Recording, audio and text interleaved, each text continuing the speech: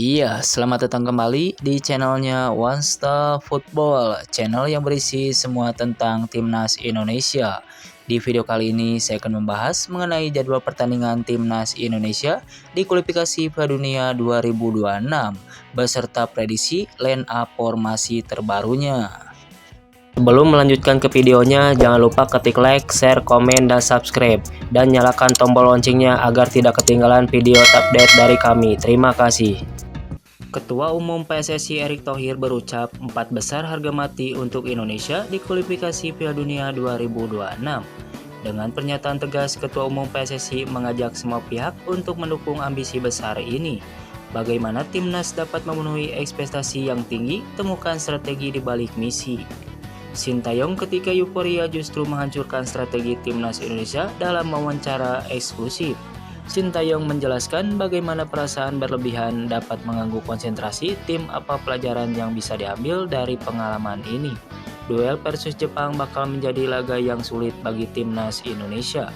Meski demikian, Sintayong menegaskan bahwa ia sudah tahu cara menghadapi tim raksasa Asia tersebut.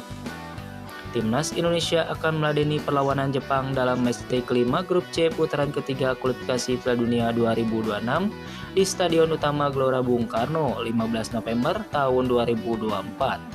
Saat ini, Timnas Indonesia masih terjebak di peringkat kelima klasemen sementara dari 6 peserta grup C. Tim Garuda baru bisa meraih 3 poin dari 4 pertandingan. Sementara Jepang merajai grup C, armada Hajime Moriyasu itu hampir sempurna dengan meraup 10 angka hasil dari 3 kemenangan dan sekali seri. Sepanjang karirnya sebagai pelatih, Sintayong pernah 2 kali melawan Jepang.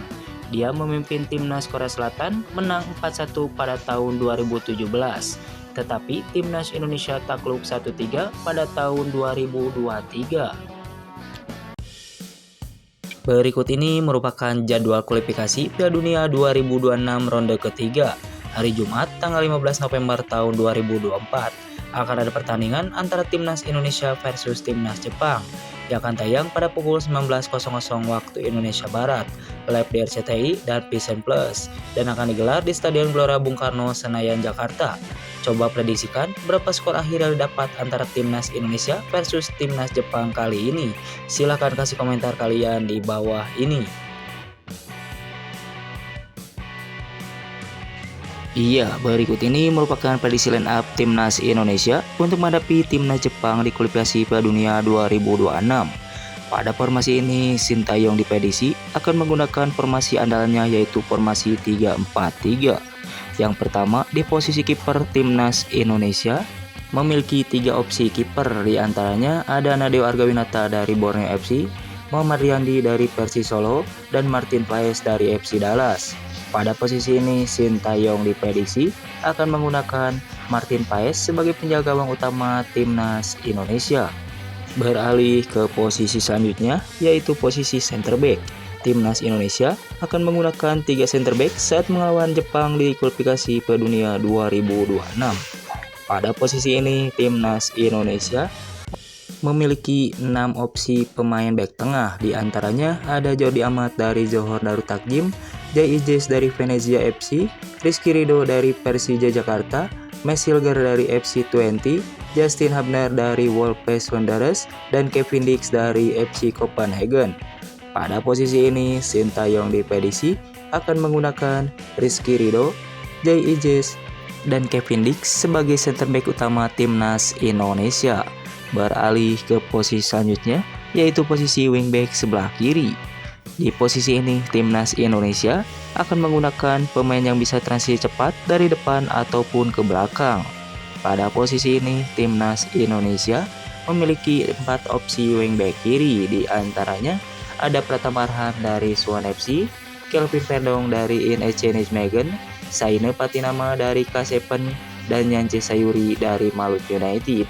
Pada posisi ini, Sintayong diprediksi akan menggunakan Kelvin Verdong sebagai fullback kiri utama Timnas Indonesia.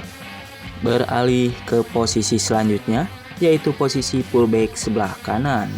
Di posisi ini, Timnas Indonesia juga akan menggunakan pemain yang bisa transisi cepat dari depan ataupun ke belakang.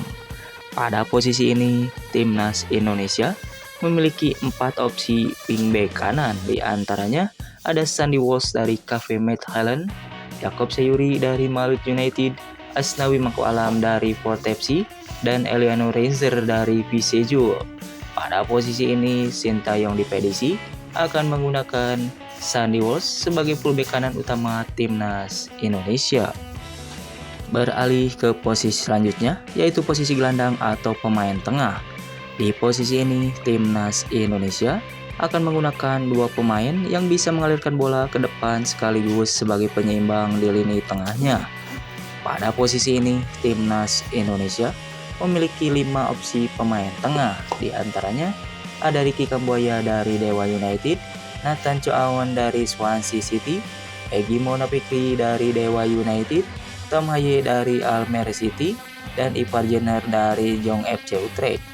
Pada posisi ini, Sintayong diprediksi akan menggunakan Nathan Choaon dan Tom Haye sebagai gelandang bertahan utama timnas Indonesia. Beralih ke posisi selanjutnya, yaitu posisi winger sebelah kiri. Di posisi ini, timnas Indonesia akan menggunakan pemain yang kuat dalam penguasaan bola dan punya gerakan tanpa bola yang bagus.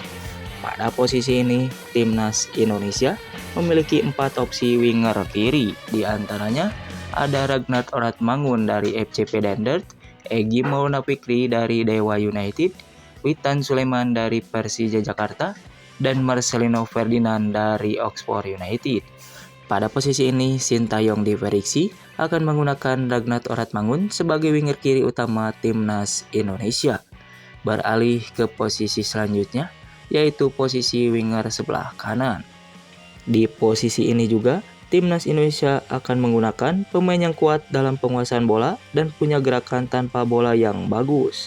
Pada posisi ini, timnas Indonesia memiliki 5 opsi winger kanan. Di antaranya ada Witan Sulaiman dari Persija Jakarta, Marcelino Ferdinand dari Oxford United, Rafael Strijk dari Brisbane Roar, Eliano Reiser dari Visejul, dan Jacob Sayuri dari Malut United.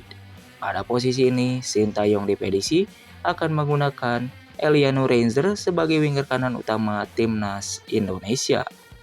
Dan yang terakhir, untuk pemain depan ataupun striker. Di posisi ini, timnas Indonesia akan menggunakan pemain yang tajam di lini depannya. Pada posisi ini, timnas Indonesia memiliki 4 opsi striker depan. Di antaranya ada Rafael Strijk dari Brisbane Roar, Ragnar Oratmangun dari FCP Dendert, Hoki Caraka dari PSS Sleman, dan Ramadan Sananta dari Persis Solo. Pada posisi ini, Sintayong diprediksi akan menggunakan Rafael Strijk sebagai striker utama timnas Indonesia. Menurut kalian, apakah timnas Indonesia mampu menang melawan timnas Jepang nanti? Silahkan kasih komentar kalian di bawah ini. Terima kasih, salam olahraga.